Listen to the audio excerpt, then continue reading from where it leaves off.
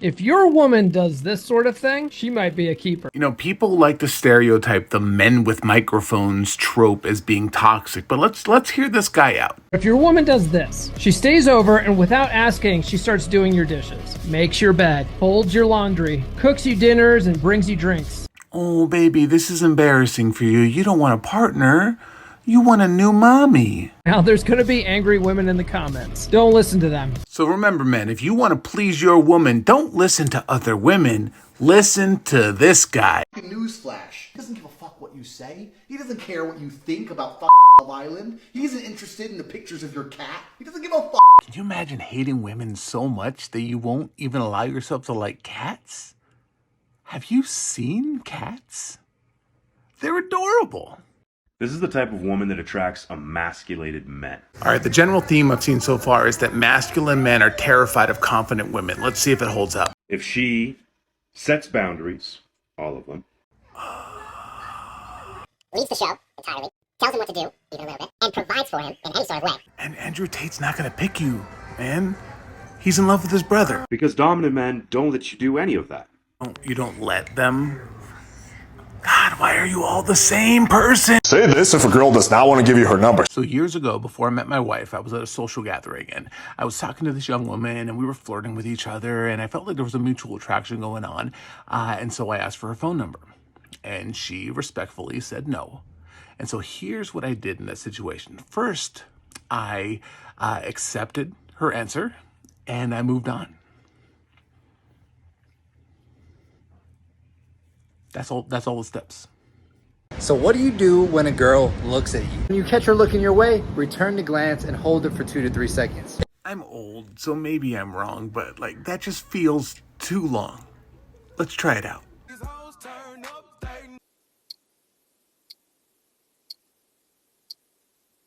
Did it work? I know this is gonna sound super cheeseball, but if he asks you how your day is, girl, you're in. So I want to stitch this in a way that's a little bit different from the other ones you may have already seen. So when I was 18, and to give you perspective, and I don't like sharing this photo, but this was me at 18. Soak it in.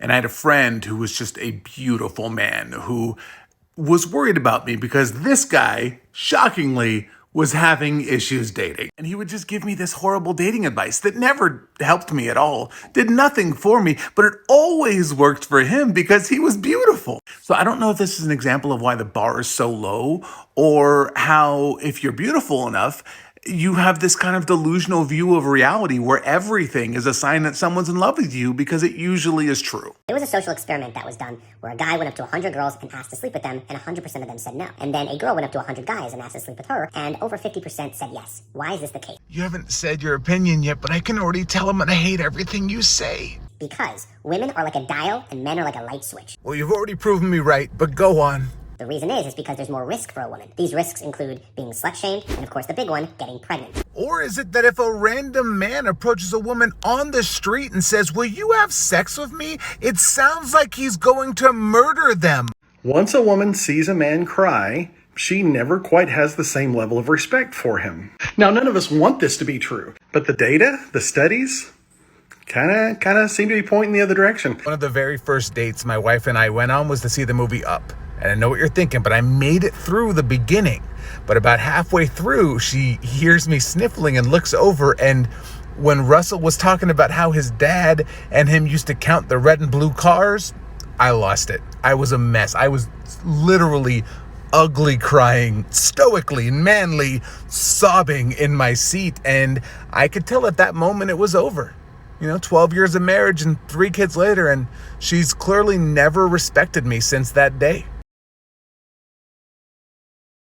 Make me laugh to prove that girls are funny, and I'll give you guys $100. Okay. Stop me if you've heard this one. A guy walks into a bar, right? And he approaches some women and tries to hide his insecurity and internalized hatred of women by asking them to disprove an old misogynistic trope in an impossible situation.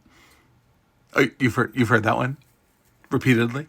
Don't be weak in front of women. It screams, don't fuck me. So there was a survey recently of 1,500 people, and 95% of the women surveyed said that they prefer men who are open with their emotions in front of them. But men will hear that message and they'll say, well, that's not true. because it's being told to them by women and not another man. Or they'll bring up the one example of that one relationship where they showed emotion and they're certain that was the reason why they were broken up with, and ignore the 20 other failed relationships where they didn't show any emotion, but those don't count because that doesn't fit their narrative. Because if they look at those 20 other failed relationships, then they have to look inward. They have to think it might be my fault that these aren't working out. So instead they focus on that one example from their own life or that thing that happened to their friend, because then it's the woman's fault. She was to blame for not letting me feel.